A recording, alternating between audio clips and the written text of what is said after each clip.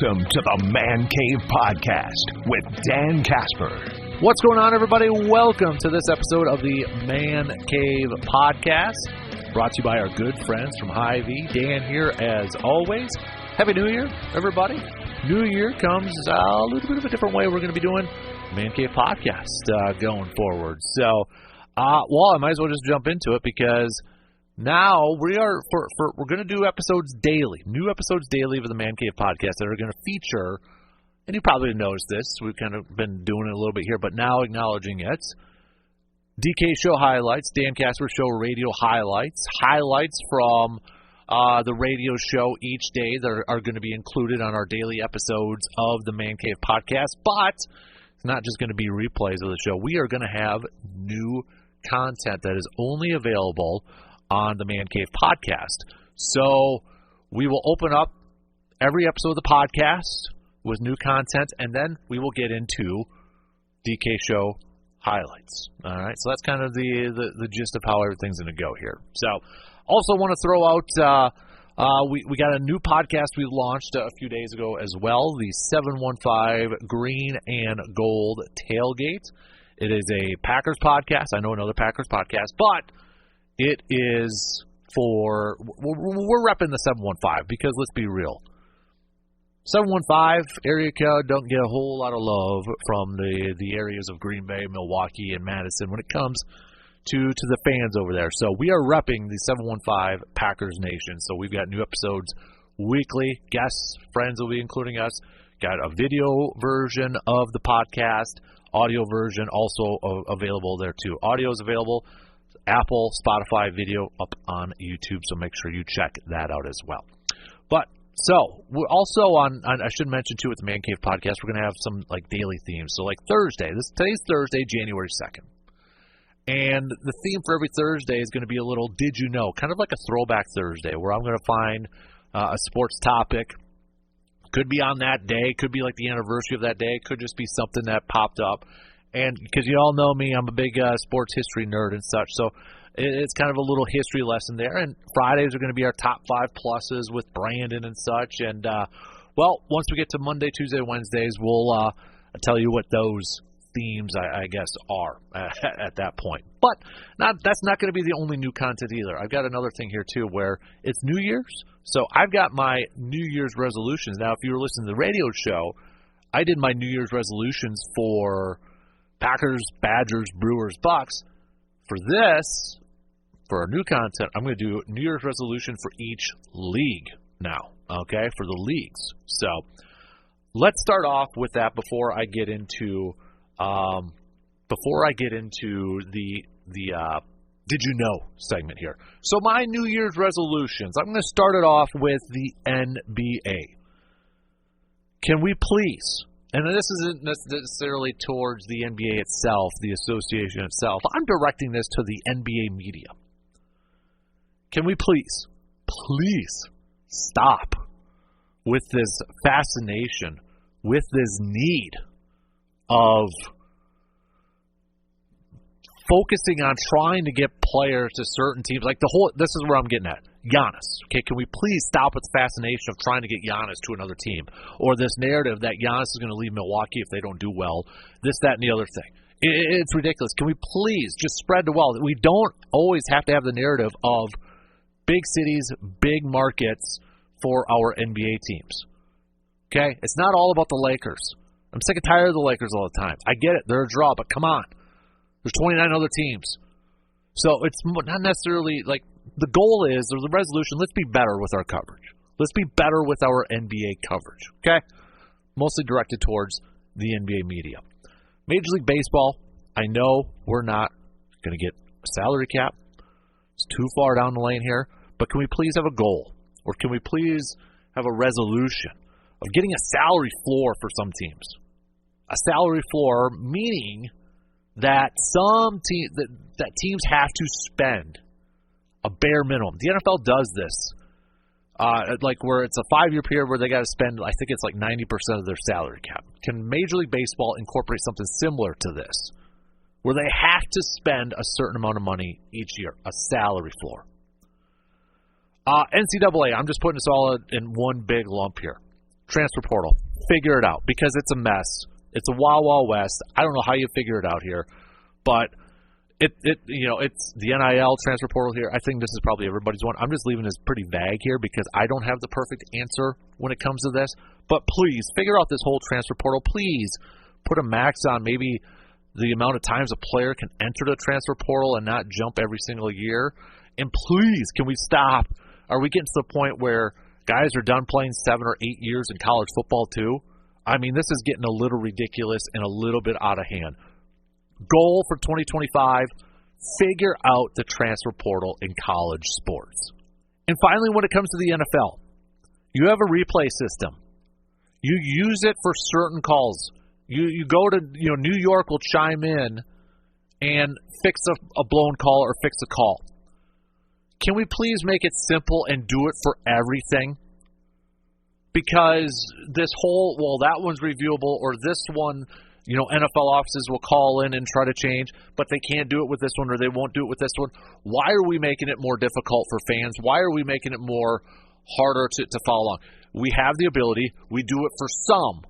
Do it for all, especially if there are non-judgment calls, like offsides, lining up in the neutral zone. An official gets it wrong, and it could be a pivotal play. Let New York chime in. Let them adjust it. Advance it. It won't slow down the game, especially if it's coming from a central instant replay booth. Make that a goal. Make that a resolution. All right, so for our Thursday theme of Did You Know, speaking of football, we're going to the football world, because it was this day, January 2nd, 1966, the final NFL League Championship game before they started to go to the Super Bowls. And it was between the Cleveland Browns and the Green Bay Packers. Packers would win this game 23-12, and this was actually the first of that 3 in a row for Vince Lombardi. Won this one, obviously won Super Bowl I, and then Super Bowl II. But this game was played in Lambeau Field as well, so they didn't have the neutral sites like we do with the Super Bowls now, right? So this one was played at Lambeau Field. Was also the first NFL title game that was televised in color. First one televised in color. So some of the stats from this game. Bart Starr, 10 of 18 for $147, 1 touchdown pass, 1 interception, was sacked 3 times. Rushing-wise, Paul Hornung ran the ball for 18 times, 105 yards. Jim Taylor, 27 carries for 96 yards. Jim Brown for the Browns attempted only 12 runs for 50 yards in this game.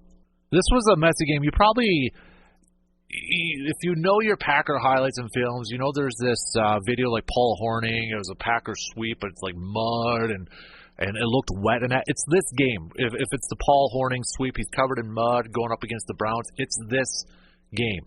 The Packers outgained the Browns in this game by. It was pure domination from the offensive standpoint from the Packers, 332 yards to 161 yards that the Browns had. So this was, Vince Lombardi's got like the rain gear on too over his hat and such. It was the field conditions. A lot of those images that we have from some of the Packers, like Forrest Gregg with the mud on his face mask and that, it came from this game. So the victory from this game, each Packer got about $7,000. Each Brown player got about $4,600 over there too. So just a little bit of did you know history when it comes to this game. Again, it was the first title game in the NFL to be televised by color. It was the last NFL League Championship game before they went to the Super Bowls, and this was the first of that 3 in a row for the Packers as well. All right, let's take a quick break here, and then coming up next, we finish off the second half of the Man Cave podcast with DK Show highlights after these quick words. You may think it's impossible to save some money with your grocery bill and at the gas pump all at the same time. But with Hy-Vee and Eau Claire, it's not. Take advantage of the great deals and the savings at Hy-Vee and Eau Claire while also earning money at the gas pump with Hy-Vee Perks. And don't forget, Hy-Vee and Eau Claire is your tailgating headquarters. Whether you're looking for food, beverages, or apparel to represent your favorite team, including your high school, Hy-Vee and Eau Claire has you covered. Tailgate this season with Hy-Vee in Eau Claire. But we're just a couple days away from the regular season finale against the Chicago Bears. Packers have a little bit, they got something to play for here a little bit if they value moving up potentially one spot in the playoff seedings, because currently they are the 7th seed, and if the playoffs started this weekend, they would be on the road visiting their week 1 opponent, the Philadelphia Eagles, who are sounds like going to be resting their starters this weekend. No Saquon Barkley breaking the rushing record.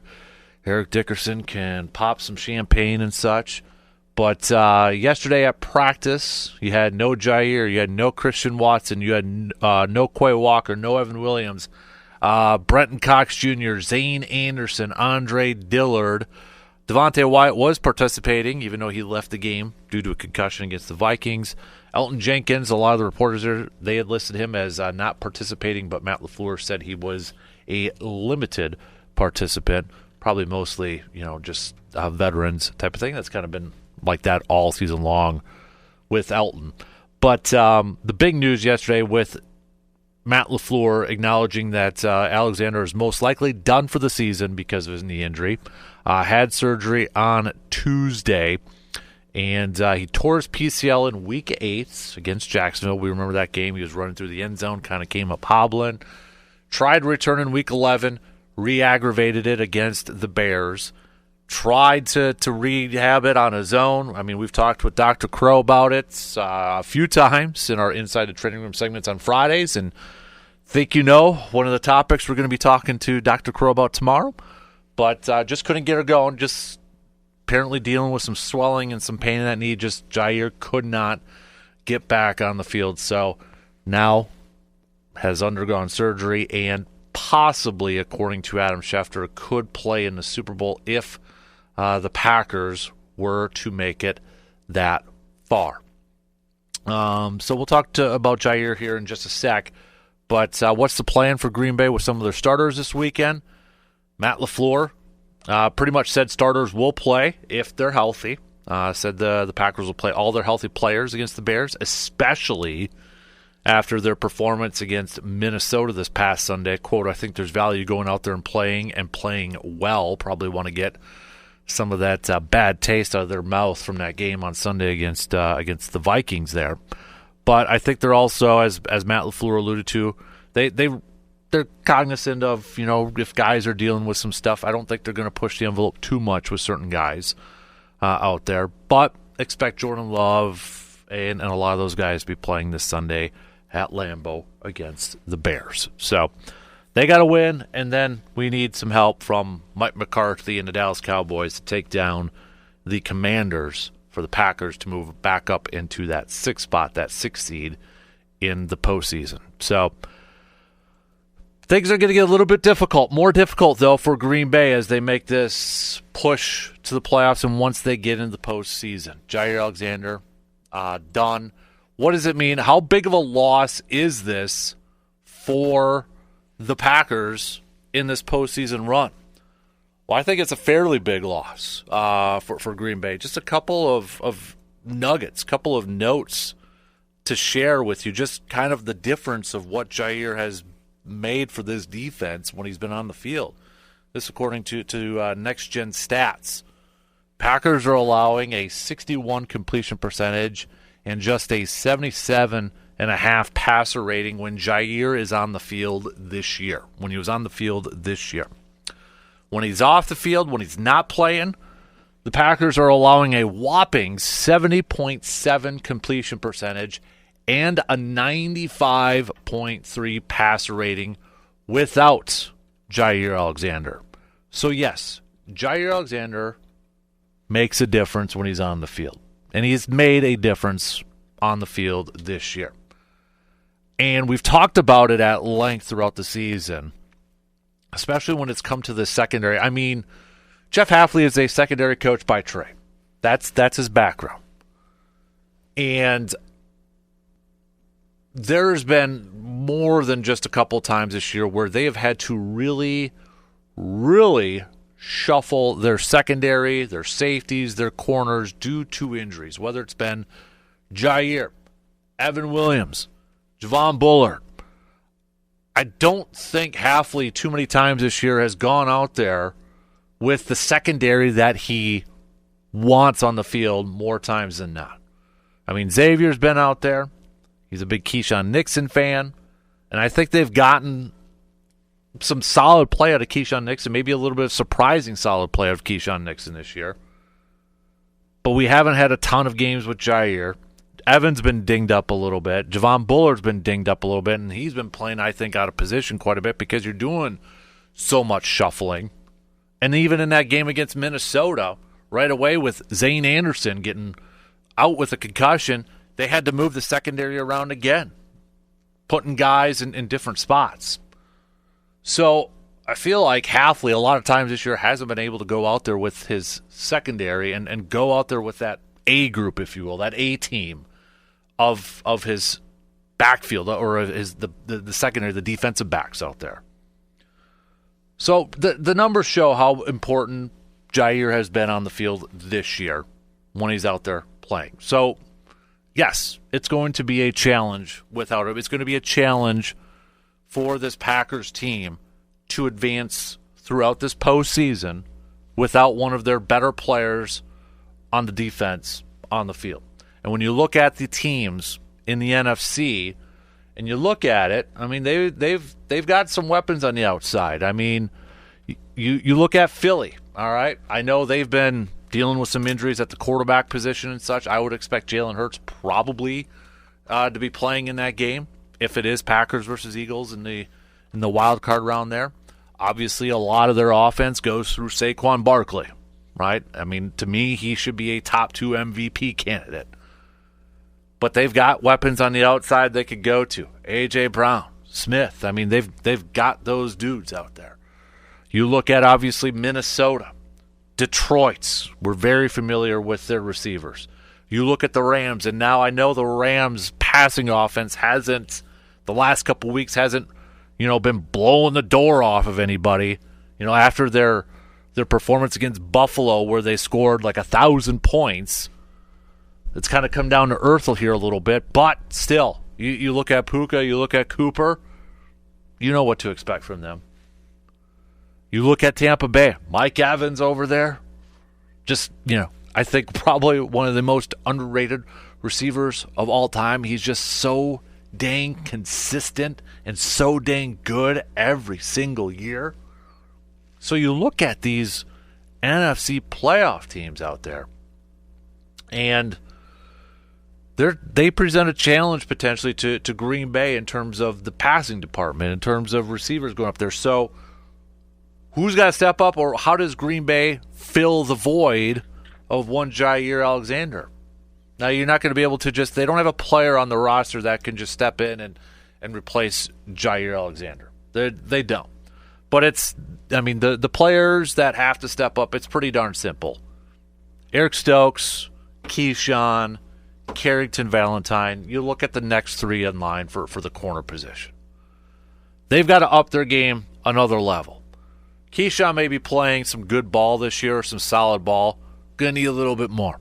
Eric Stokes may be playing fairly well as of late. We need to continue to see that. We need to stack success. Matt LaFleur acknowledged that the other day too. He's playing good ball, but we need to see that on a consistent basis. Carrington Valentine need to step it up a little bit more, just a little bit more. Everybody on the defensive side just has to up their game a little bit more. Javon Bullard, wherever he's playing, if it's safety, if it's slot corner, nickel, whatever, he's got to up it a little bit more. It's got to come from the front. Going up against Minnesota, it was probably a pass rush that was, well, to put it politely, a little bit left to be desired. I mean, there were guys heading into that game where it was like, okay, they're maybe kind of finally starting to put it together. You look at the advanced metrics out there, right? If you're into advanced metrics and football numbers and such, you're looking at all this. This was back on Christmas. I saw some of these numbers: edge, defender, pass rush.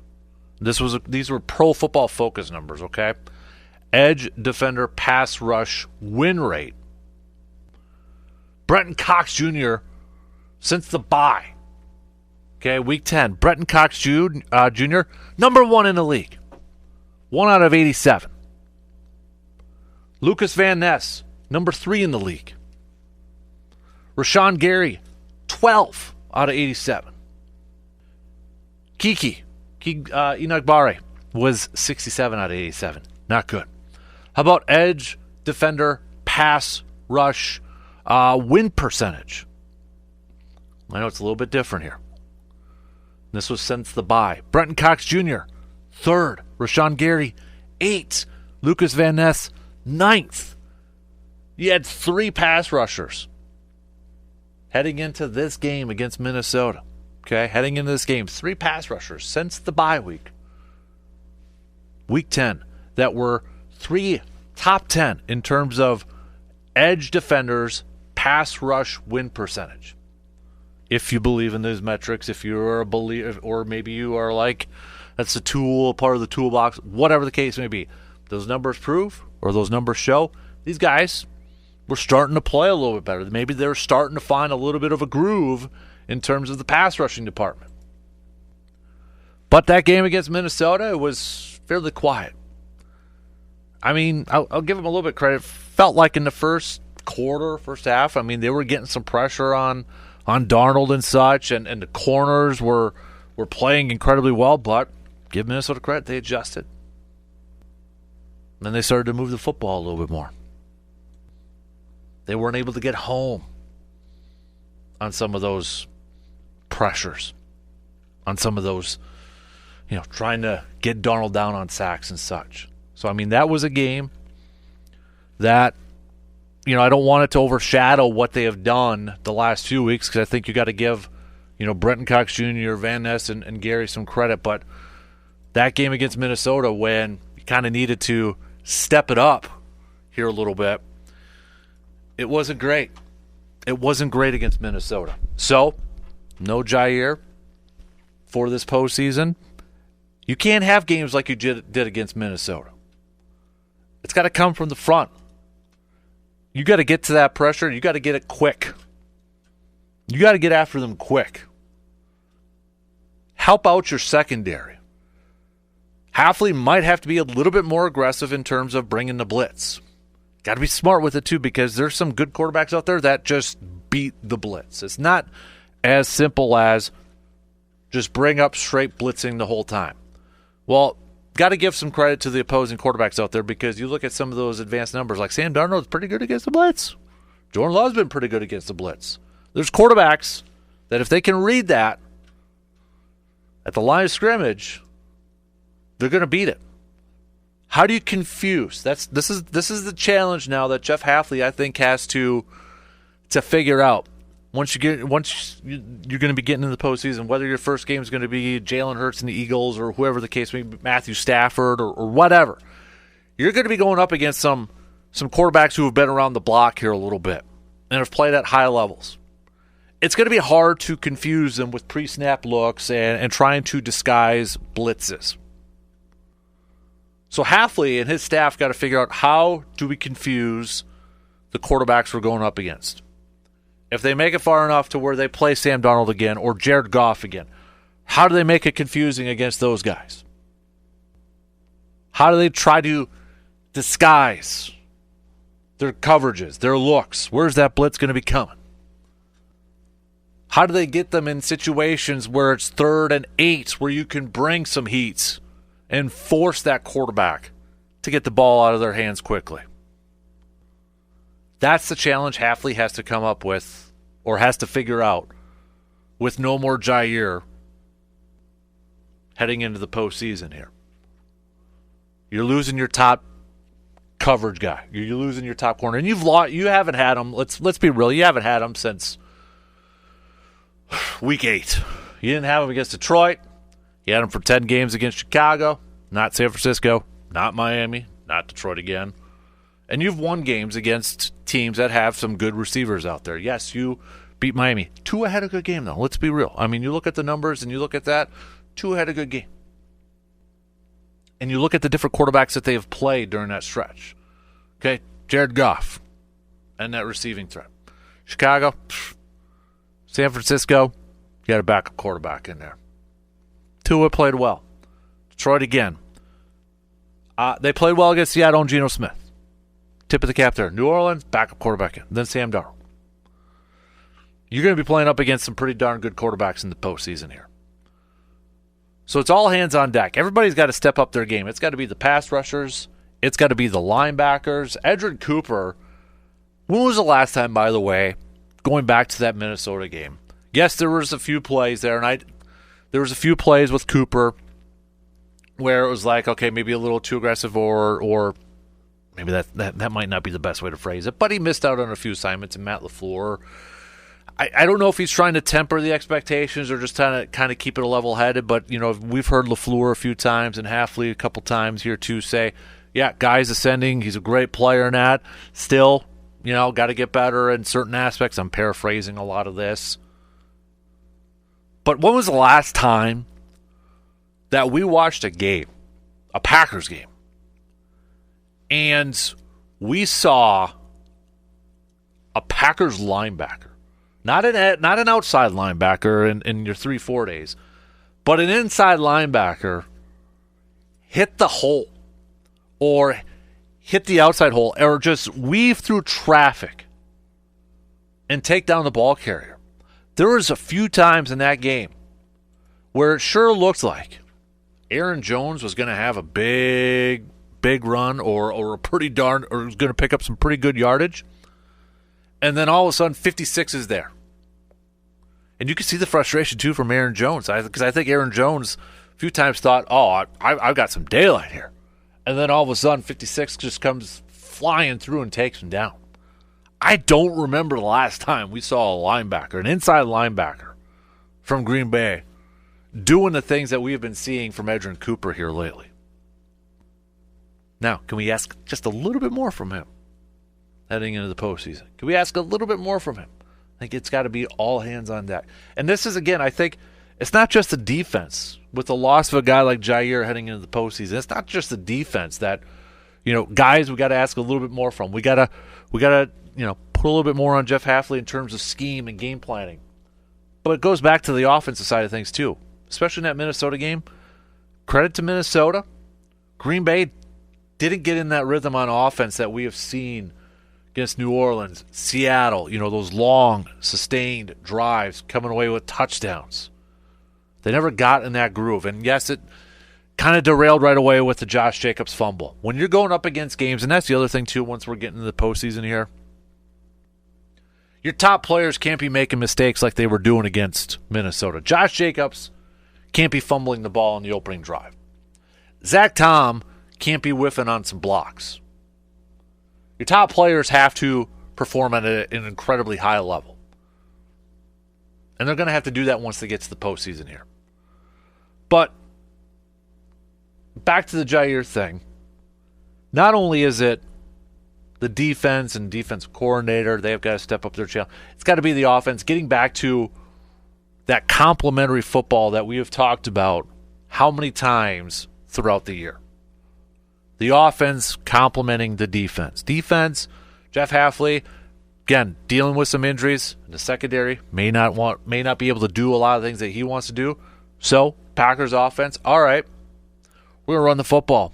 We're going to have success running the football. We're going to take a bunch of time off the clock and not allow the opposing offense on the field go out there and have 6, 7, 8-minute drives or have explosive plays. Green Bay's got to get back to that. Having those long, sustained drives, winning the time of possession, playing defense with your offense. But the key to that, though, too, you got to make sure You're not turning the ball over, and you got to be coming away with touchdowns, and you cannot. That's the thing with that style of offense. You cannot dig yourself in a hole to where you're getting out of your game plan. You can't dig yourself into a 2-possession hole down by 2 scores and taking yourself out of that game plan. Sports goals are New Year's resolution goals for our favorite teams, whether it's Packers, Brewers, Bucks, Badgers, maybe Marquette if you're a diehard Marquette fan and such. What are your resolutions? What are your goals for your teams this 2025 year? Hit me up with a text on that Shoe Doctors bullpen line, 715-830-1912. Or you can email it to me, Dan at sportstalk1051.com, if you'd rather do that over there too. I've got my list, so I've got 4, I guess 5, because Badgers I put under one category, but I got some for football and then some for basketball over there too. So, but I want to start it off, my resolution list, my goals list with the green and gold, since we're approaching the playoffs here, and maybe for you, maybe for some of you, part of your goals will be, or resolutions will be Super Bowl. Well, that's an easy one. 2025, hey, let's start it off with the Super Bowl, okay? We can all put that one in there. But I guess for my resolutions, for my goals here when it comes to the green and gold for 2025, I had an eye towards the offseason. March, April, May, whatever the case may be, draft time and such. I had an eye towards the offseason with my goals and my resolutions here for Green Bay. One of my resolutions for Green Bay is, I think you got to find yourself a legit middle linebacker. Edgerrin Cooper's shaping up. I don't want to crown him yet, but he's shaping up to be a pretty darn good inside linebacker, weak side, strong side, that such. But I think I want Green Bay to finally address getting a legit, solid middle linebacker to pair up with him.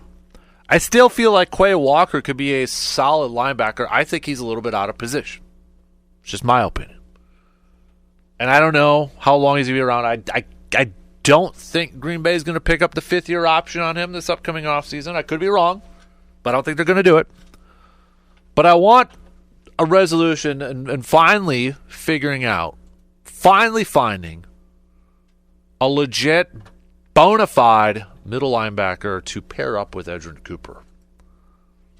That's a goal. That's a resolution I want Goody and this Packers team to find this offseason, whether it's via free agency, draft, whatever the case.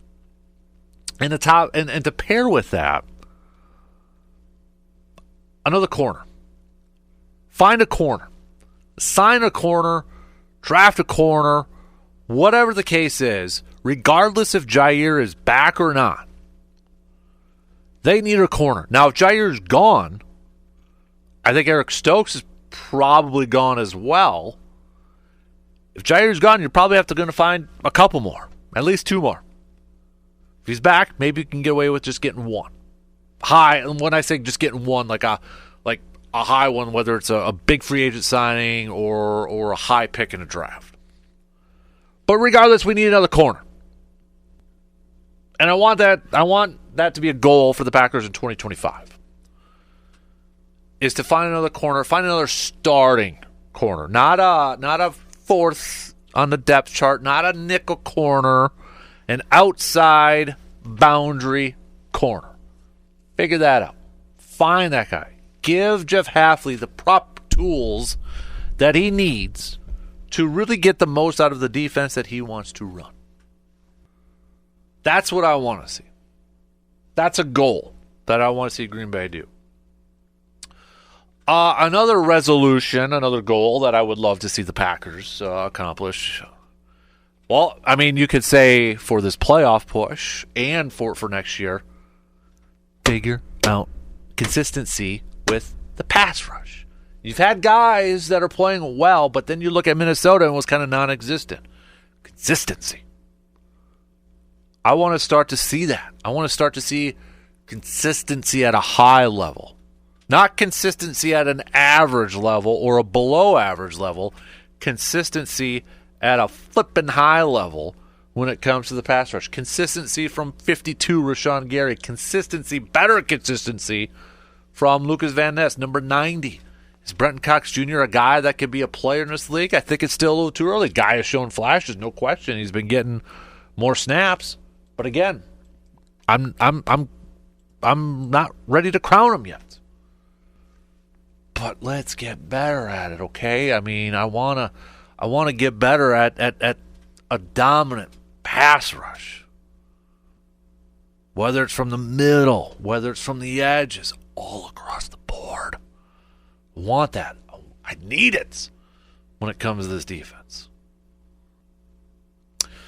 So, I mean, we could create a huge list when it comes to Green Bay, right? I mean, we could, resolution here too. I mean, if Jaire, this could be a little bit of a sub one. If Green Bay decides to keep Jaire, goal, stay healthy. I know it's not that simple, and a lot of his injuries have been, you can't prevent necessarily a torn PCL and such. But hopefully a resolution for him is like staying on the field, staying healthy, that sort of thing. Let's move to the Bucs here because the Bucs are also getting on with their season right now. Consistency. I've got I want a resolution. I want a goal for the rest of this season heading into 2025. Consistency. Okay, currently, when you look at the NBA standings right now, Bucs are number 5.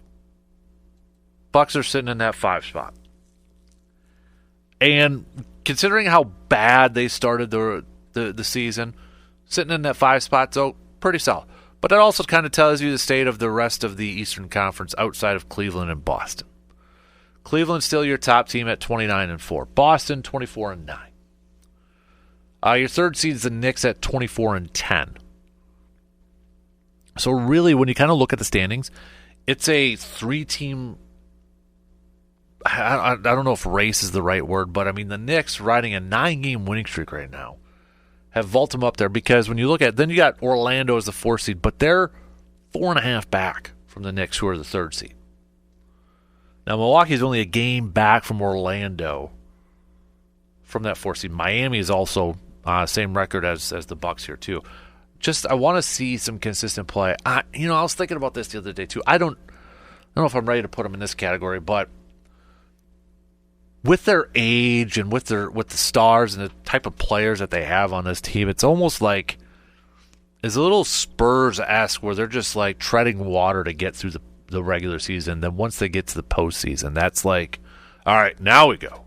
Because that was kind of like the Spurs with towards the end of the Duncan era. Duncan, Tony Parker, Manu Ginobili. It's like, let's just tread water, get through this regular season, and then it's like they had an extra gear when it got to the postseason. And they were a veteran team, obviously. Veteran-led team.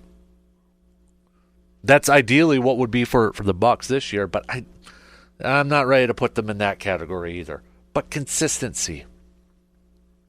I want to see that from this Bucs team. Health. Health's always a good New Year's resolution, right? It's always a good New Year's goal. Good health. I wish you good health. Well, this Bucs team, we need some good health, especially once we get to the postseason, because of the last couple of years, this Bucs team has not had some good health when it's gotten to the postseason, whether it's been Giannis, whether it's been Middleton, whether it's been Dame last year dinged up a little bit. Good health and good fortunes for this Bucs team once they get to the postseason. Let's stay healthy. Okay? No big injuries. Giannis is going to miss probably a few more games. Dame's going to miss a few more games before the playoffs. Middleton probably is too. Law of averages at this point. But once we get to the postseason, let's have our guys available. And let's see what they can actually do at full strength. And I want to see bench production here. Now, That's not to say everybody on the bench has been awful for the Bucks. You know, Bobby Portis has had some solid games this year when his number has been called. And he's been asked to step up, whether it's been the absence of Giannis in some of these games. I mean, Bobby Portis right now is your third leading scorer on this team, behind Giannis and Dame. But Gary Trent has been up and down. AJ Green has provided some solid minutes, some solid defensive play, some solid three-point shooting. Prince has had a few moments here or there. But other than that, it's kind of been, well, who's it going to be tonight? Now, I don't know if Middleton is going to continue. I mean, he's played 10 games, started 5 of those. By the way, there's a crazy, did I save this? I think I saved it. A crazy stat here when it comes to Chris Middleton. Let me see if yeah. So, Bucks assist leaders this season. You know, we've talked about Middleton since he's gotten back, kind of being like a point forward, being a little bit more of a distributor, distributing the ball, and you could tell that connection with him and Giannis kind of is just, it's like riding a bike, picked up right where they left off. So Dame leads this team with assists, 183 assists in 24 games played. Second is Giannis, 149 in 25 games played. Bobby's got 67 assists. He's third most. So you went from 183, 149 to 3 at Bobby. He's played 30 games. Okay, Bobby, big man down low, probably not going to, lead the league in assists anytime soon. But in 10 games played, Chris Middleton, fourth leading assist guy on this team, 55. 55 in 10 games. That's kind of the role that he has been. We talked about it before break. Kind of playing that point forward position, being a little bit more of the distributor on this. And I like it.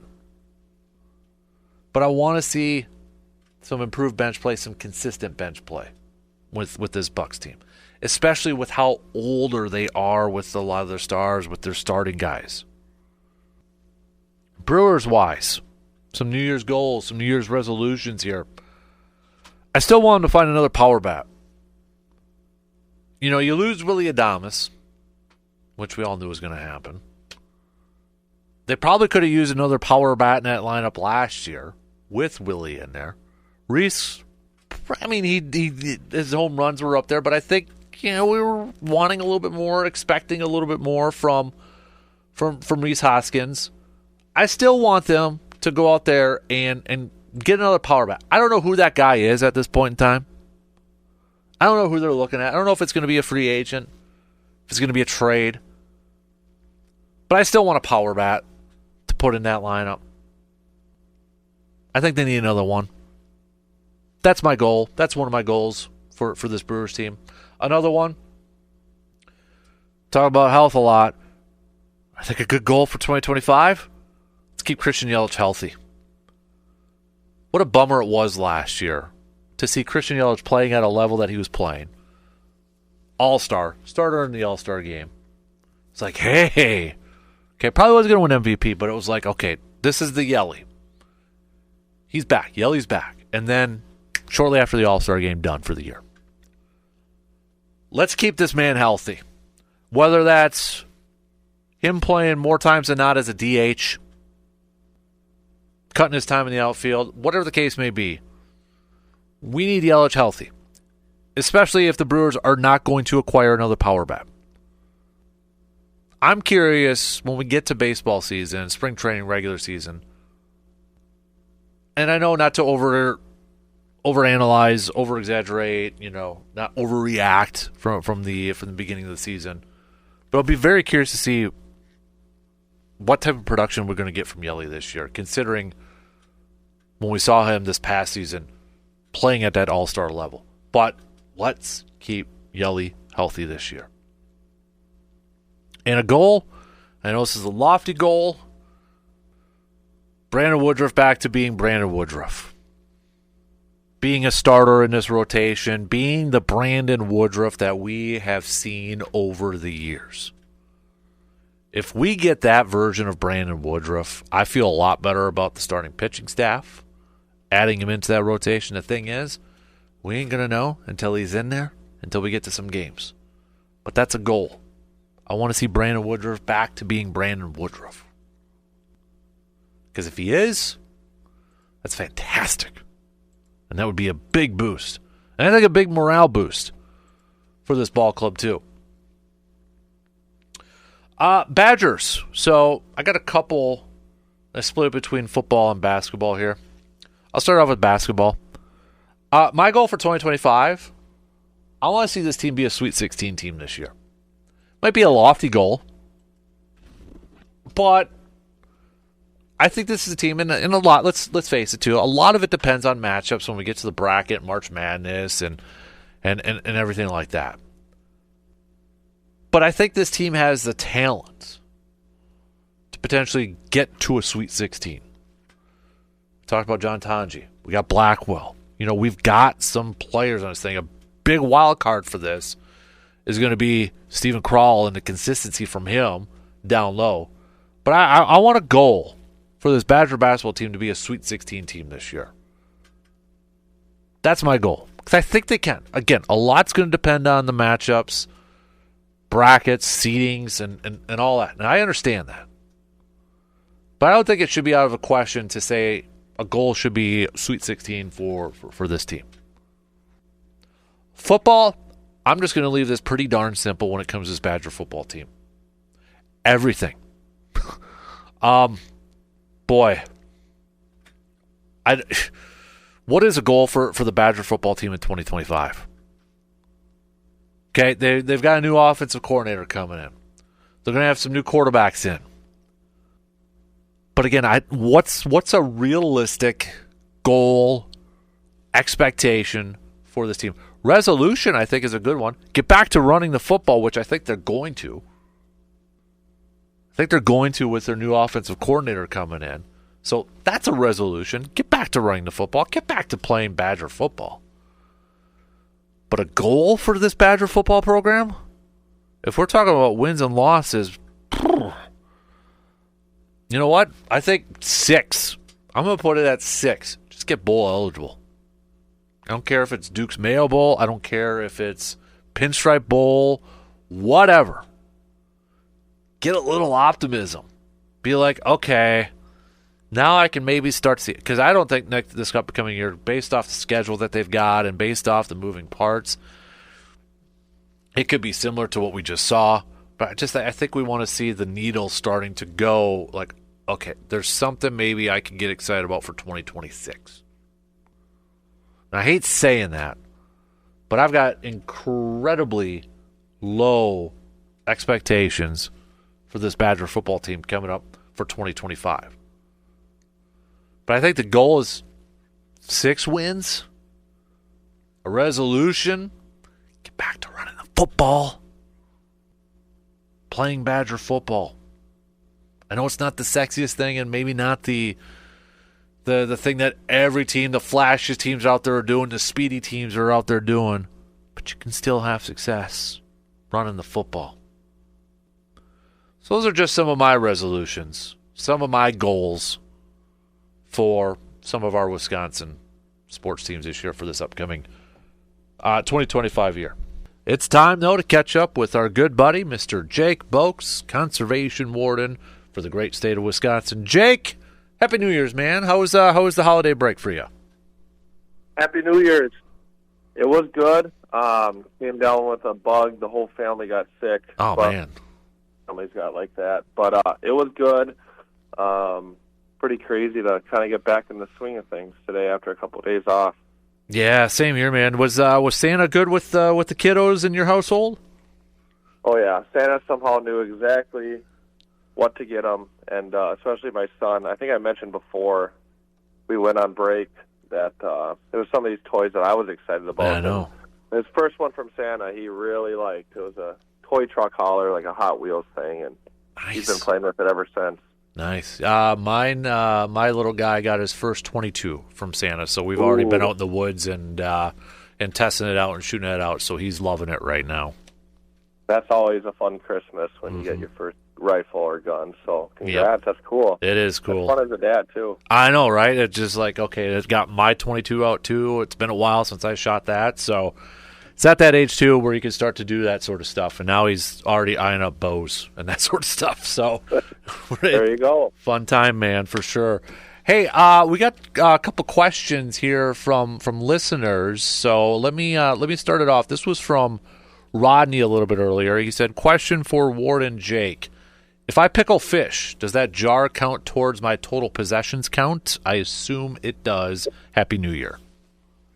Yeah, no, that's a really great question. So the short answer is, yeah, it's still, anything edible still counts towards your possession limit. So pickled fish or whatever you do with it until you eat it, it's still part of your possession limit, or gift it or do whatever you want with it, Otherwise, you could just go harvest walleye every day and throw it in a jar and call it good, When a fish or animal kind of comes off your possession limit is when you do like taxidermy with it. So any taxidermied animals on your wall or wherever, those don't count towards your possession limit. But anything that's still edible and you're going to utilize, yeah. Good point. I never would have thought of that. Yeah, that is a really good question. So Dave had asked one a little bit earlier, too. I think it's just a general question. Any I guess reports? I don't know if this was a thing, but any wolf sightings in the city of Eau Claire have you heard about? Not that I heard about. And generally, anything like that, we'd get a call on, or I'd get a call on at a minimum from dispatch or a text message. I didn't hear anything on it, so I can't say I'm aware of it. Mm-hmm. If there is anything, I mean, coyotes are very common, very, very common in the city. And even I think last 2 falls ago, maybe they coyotes attacked a dog down at the wells, but nothing with a wolf that I'm aware of, at least. So with what you just mentioned, if a coyote does attack a dog, what should somebody do? Should they call a DNR, police, or what's kind of the protocol for something like that? Yeah, I would call 911 because it's more of even though it's a wild animal, it's more of a kind of a city issue, just based off what's going on. One, you should call 911 to make sure everything's safe, like the coyote. Someone can respond really quickly to make sure the coyote isn't doing something else.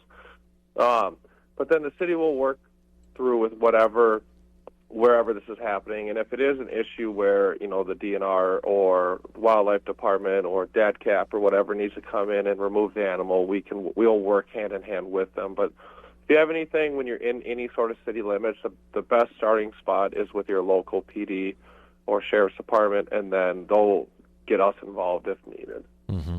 Interesting. So, obviously, too, Jake, with the warmer weather that we had last week, I got to imagine it affected some of the ice fishing in the waterways around here. Now, sounds like it's going to be colder here, but would you imagine some of the ice levels here probably still maybe not the safest out there because of that warm weather last week? Yeah, even on the coldest winter day, you never know with currents and springs and stuff. But especially with that warm spell we just had, any ice that wasn't as thick as the surrounding ice was obviously going to be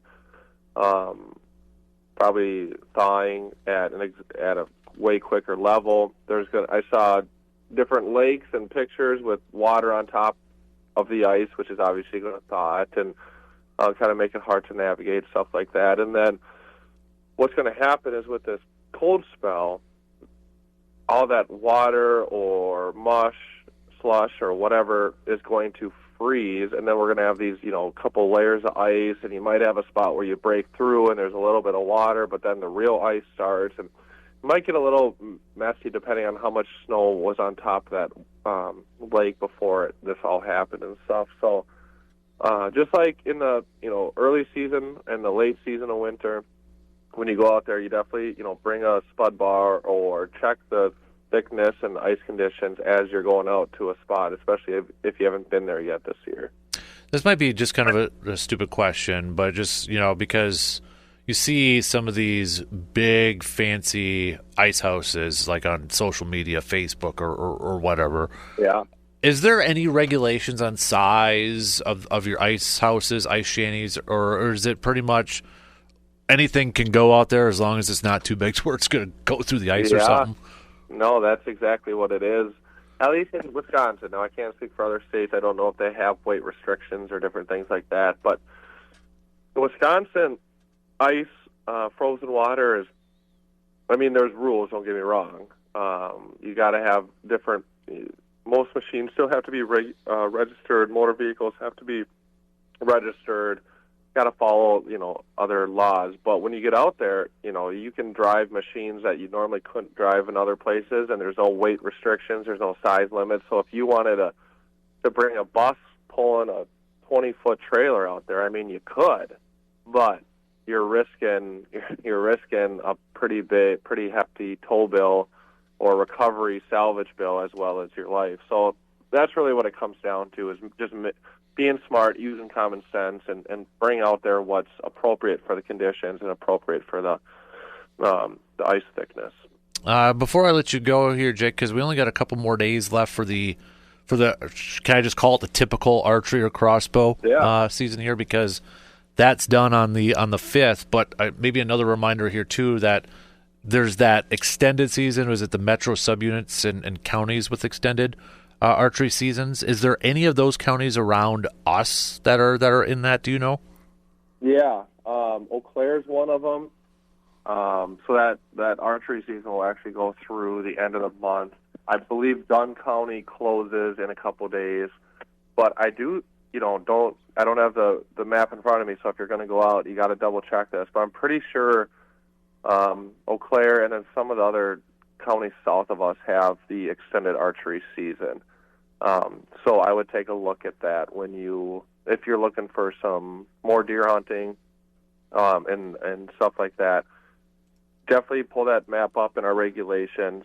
Eau Claire will be open, but I know there's some counties south of us, so there's plenty of opportunity yet for deer hunting, which is crazy to think about in 2025 already. I know. Like, I remember when I was a kid, it was like kind of like when New Year's was here, it was like that was it, and see you back in September, essentially. So is it same archery rules for the counties that are in that extended one, same archery rules?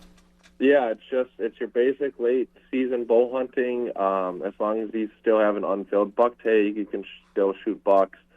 No group hunting or party hunting when it comes to archery, but if there's still bonus antlerless tags, you can go grab some. You don't have to wear blaze orange. There's no more gun deer season, so it's kind of like just your basic archery season. It's just in January instead of September or October.